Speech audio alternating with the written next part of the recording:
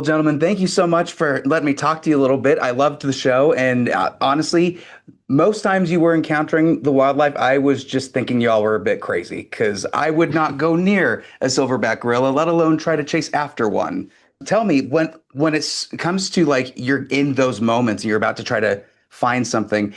Is there like a pump up jam that you have? Is there like a routine that you go through just to like prepare yourself mentally for what I could assume is a lot of adrenaline? Although we could start with you. I've spent my entire career, last 30 years, working in extreme remote hostile locations. But there's something quite special about being out on the ground with Declan and V, but knowing that you're on the same trail as, a silverback, or on the same trail as, a big male tiger. But the reason that we've been chosen for this job is because we are very good at what we do, and keeping a check and managing that is part of the job, really. But ultimately, I think the biggest thing that we all had to deal with more from the emotional point was failure, because these animals are so elusive, so endangered, and so rare that 90% of the work that we did produced no results. So I think for all of us, it was managing expectation on a realistic level. I'm thinking about this because I was watching this throughout the entire show and thinking about my state in Utah. So in Utah right now, there's a major push from Senator Mike Lee to sell off about 2.2 million acres of federal land. And that's including like snowbird. And we have an endangered species, actually. We have the Utah prairie dog, as well as our Utah mountain lion that might not be endangered, but is kind of on the list. My question to anyone would be, what impact would development near critical wildlife habitats have on species like that? A massive, massive impact. Like you can't, you're almost changing their whole world. If you're going in there and digging up the ground, all these new noises, all these people coming through, traffic, it isn't going to be good for the animal. So yeah, it would definitely play a massive part, especially if you start digging up prairie dog holes.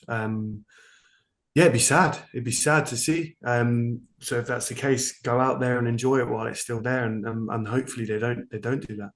Mm. We've seen it firsthand, actually, Patrick. Habitat loss is one of the biggest drivers of extinction, for the animals, certainly, that we've been looking at. And ultimately, that's what this series is about: is to highlight these issues like poaching, like habitat loss, and how much of an existential crisis that is for these animals. It feels so timely, especially now with so many other factors going into the world and what is affecting it. You touched a little bit though about human animal habitat as development kind of encroaches on wild areas.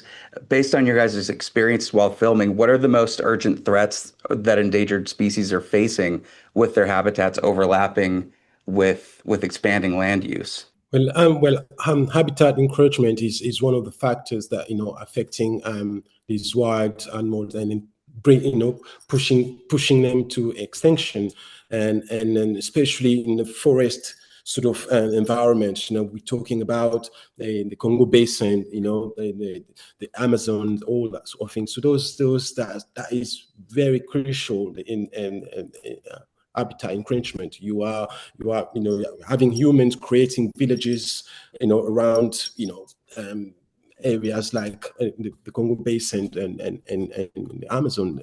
That's one of the very crucial and factors.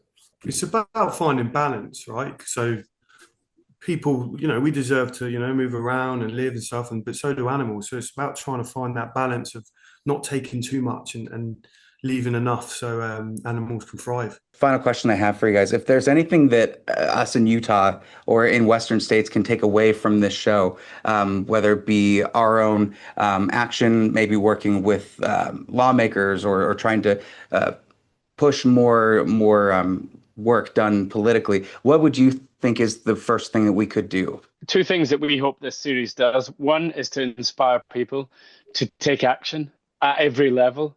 It's not too far gone. It's not that there's no hope, but we want to inspire people to take action. And anyone and everyone can and should.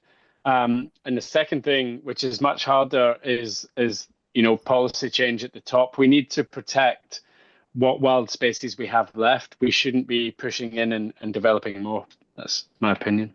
Awesome. Well, thank you, all of you. I love the show, and thank you for letting me get a little serious with that. Just because with our state going through that right now, we're all a little bit on edge of we want to preserve our lands, and Utah is crazy. You could go north and have a completely different topography than if you went south to like Zion. So I'm really grateful that I got to talk to you. Yeah, it needs protecting. Thanks, Patrick. Yeah,